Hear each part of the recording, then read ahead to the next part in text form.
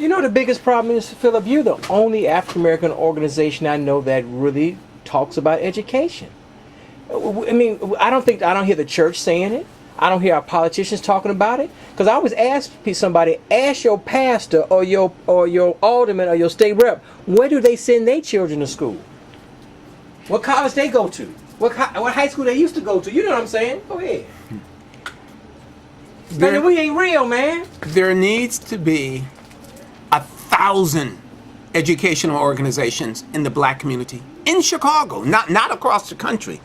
In Chicago, when you go into Chinatown, which isn't too far from here, the two institutions that you see, the storefronts, are banks and education centers, private education centers, not public schools. They invest in education. And that's what we have to do. It would be nice if we had banks like they got it too. But even if we don't have banks, there is nothing to stop us, black people, from opening up our own private education centers. And on that note, I'd like to talk to you about the Saturday universities that Black Star is opening. On Saturdays, across the city of Chicago, Jewish people are teaching Jewish kids, Polish people are teaching Polish kids, Korean people are teaching Korean kids, Latvian people are teaching Latvian kids on Saturdays in Saturday schools. And for the most part, black children are playing video games and watching cartoons. And their parents are in the next room. That is what we cannot do. And so we've started Saturday universities. We want to open up 50 of these. West Side, South Side, Inglewood, Roseland, South Shore, Tarrytown, Bronzeville. We need to open up 50 education centers, we call them Saturday universities, that we control. We control the curriculum. We control the teachers. We control the site. We control the administration. We do. We have got to stop waiting for anyone else to educate our children. And to a certain degree, we've got to stop waiting for someone to help us educate our children. Now, that shouldn't be the case, but it is the case. I've looked at this. I have some friends. One of them is Michelle Alexander.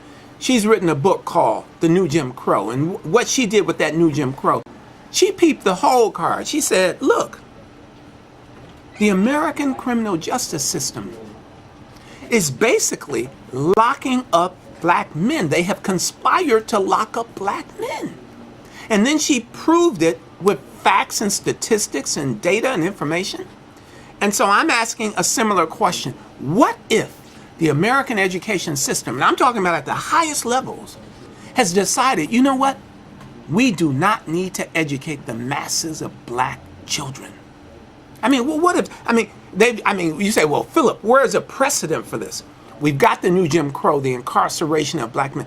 We've got the Tuskegee experiment, where black people were injected with syphilis. We've got the latest mortgage debacle, where this thing called subprime loans was designed for black people. They designed it for black people, and then it got out of control, and it almost bankrupted America and much of the world. We've got the social welfare policies of the 60s that literally removed black men from households. You had a choice. You could get a check or you could have a black man, and you couldn't have both. And so with those kinds of precedents, I'm asking the question, what if America has decided we really don't need to educate the masses of black children? What if America said, in 2011, the stock market is over 12,000. And we're doing pretty good here in America. We have a jobless recovery. And we really don't have to educate these black children. What if America actually said that? And I ask you, what would it look like if America conspired not to educate the masses of black children? What would it look like? And the answer is, it would look exactly like what we have today. But wait, I know you're passionate, man. You've been doing this for how long, Philip Jackson? All my life. No, come on, how long has Black Star been going Black on? Star's been here for 16 years. Since 90-something, right? 96. 96.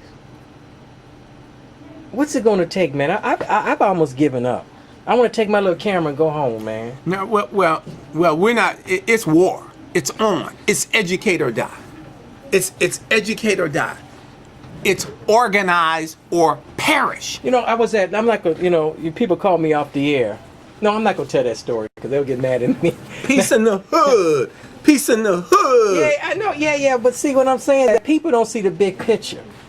I don't expect the students to see the big picture, but the mamas and the uncles, they ought to say, you know what? I have 2 teenagers. When they get a B, I get it. I get upset. Well, I don't even tolerate a B in my house because I don't want them to end up like daddy, man. Come on. Well, when you say that you don't expect students to see the big picture, No. I do.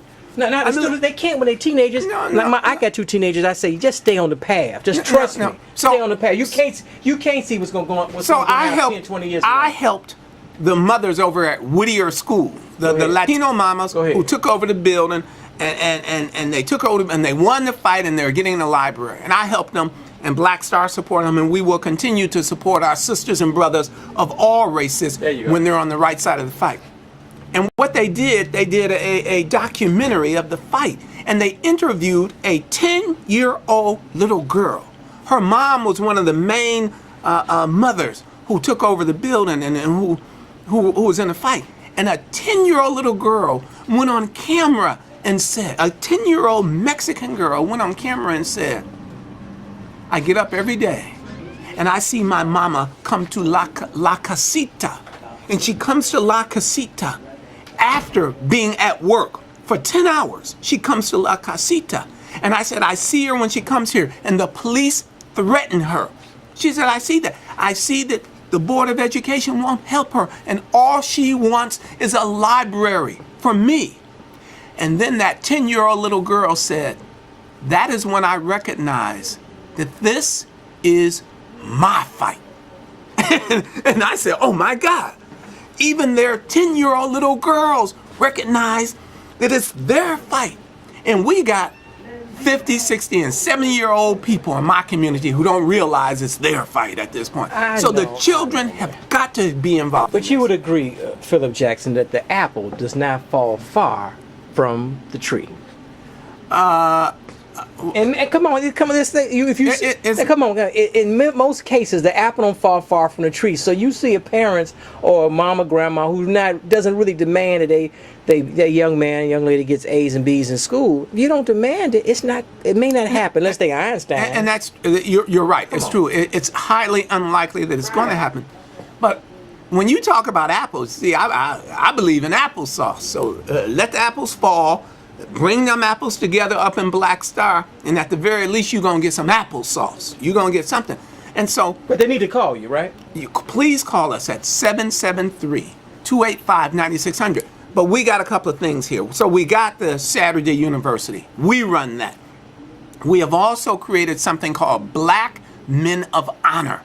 I was walking through a Chicago public school, and something hit me on the side of the head, and I said, something ain't right. Something's not right. And what wasn't right? I was walking down the hallway for the honor roll students. And I walked down the hallway, and on one side they had all the senior honor roll students. They had 10 girls. On the other side they had all the junior honor roll students, and they had 10 girls. And then finally I saw the sophomore honor roll students. They had 9 girls and 1 boy. That one boy apparently didn't get the memo that black boys are not supposed to be smart.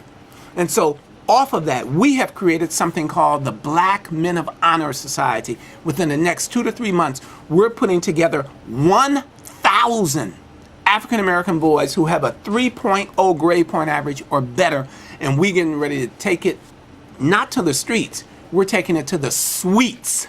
We're going to bum rush corporate America, the heights of government, by creating this army of strong, positive, powerful, academically proficient black men. They're out there, but we have not organized them. We have failed. Our children haven't failed, and to a great degree, Washington hasn't failed because we're not even asking Washington for anything. We have failed, and now it's time to organize all guys like me. We need to get off the rock. We need to get out the way. Now, I mean, I appreciate you coming in, and as you know, I've been trying to get you to talk to these young guys because they're the ones. This is their world. But in the meantime, I can do what I'm doing now. I can make whatever I have available to educate, to enlighten, to strengthen young black men. That's what we're going to do. And so if any of your viewers know of a young black man with a 3.0 grade point average or better, or even a wannabe, if he's got a 2.5 and he wants to be an honor roll student, send them to Black Star at area code 773-285-9600. Peace in the hood. Educate or die.